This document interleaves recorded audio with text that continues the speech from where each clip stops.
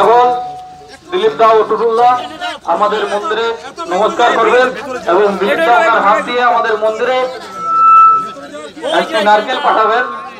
সেই জন্য সবাইকে বলছি একটু সবাই একটু দূরে সরে যান, দিলীপ দাকে আসার জন্য সুযোগ করে দিন। সবাইকে বলছি একটু দূরে সরে যান, দিলীপ দাকে আসার জন্য একটু সুযোগ করে দিন।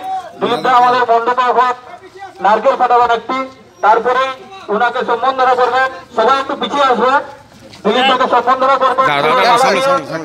আমাদের সদস্য ববিতা দাস আর উত্তর দিয়ে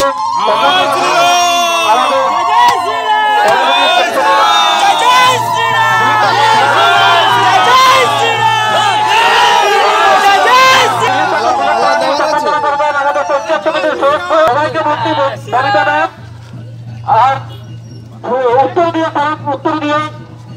উত্তর দিচ্ছেন অভিজিৎ দাস।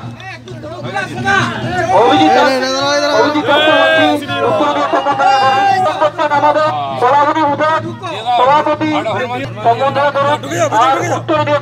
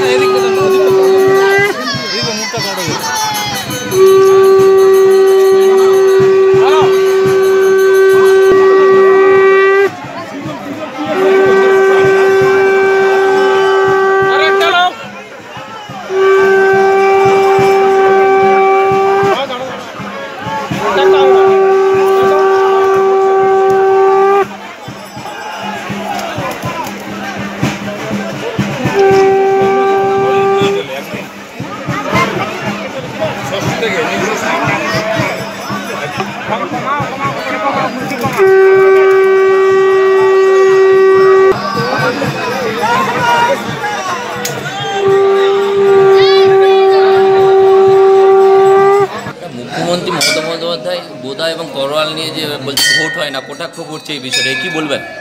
কি বলেছেন? উনি বলেছেন বোদা তরোয়াল নিয়ে বাংলায় ভোট হয় না, মানুষকে ভোট দেবে না, বাংলায় সংস্কৃতি নয়। বন্দুক নিয়ে AK-47 নিয়ে তলোয়ার নিয়ে হয়? জেলায় জেলায় বন্দুকের কারখানা করেছেন দিদি, সেগুলো কী করার জন্য?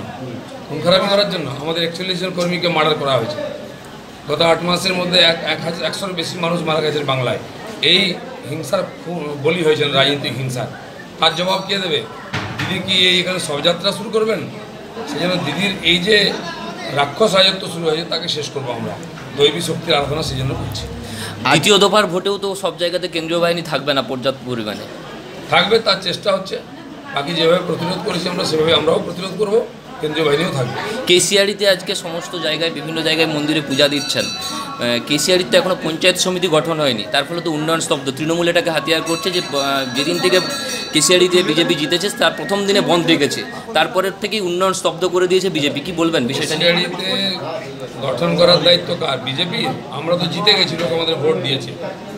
3 বার ডেট দিয়ে কেন ভিডিও চেঞ্জ করেছে? তার যখন টিএমসিকে লোক যদি অসুবিধায় পড়ে টিএমসিকে, আর নাহলে লোকসভা ভোটের পরে দিল্লি এবং কেশিয়ারিতে একই দিনে ভোট করবো। মায়ের কাছে কি চাইলেন? মায়ের কাছে কি চাইলেন?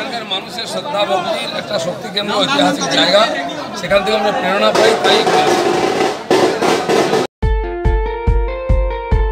দেশ থেকে বিদেশ, জেলা থেকে ব্লক, রাজনীতি, খেলা, বিনোদন সমস্ত খবরে টাটকা আপডেট পেতে সাবস্ক্রাইব করুন আমাদের চ্যানেল হলদিয়া লাইভ।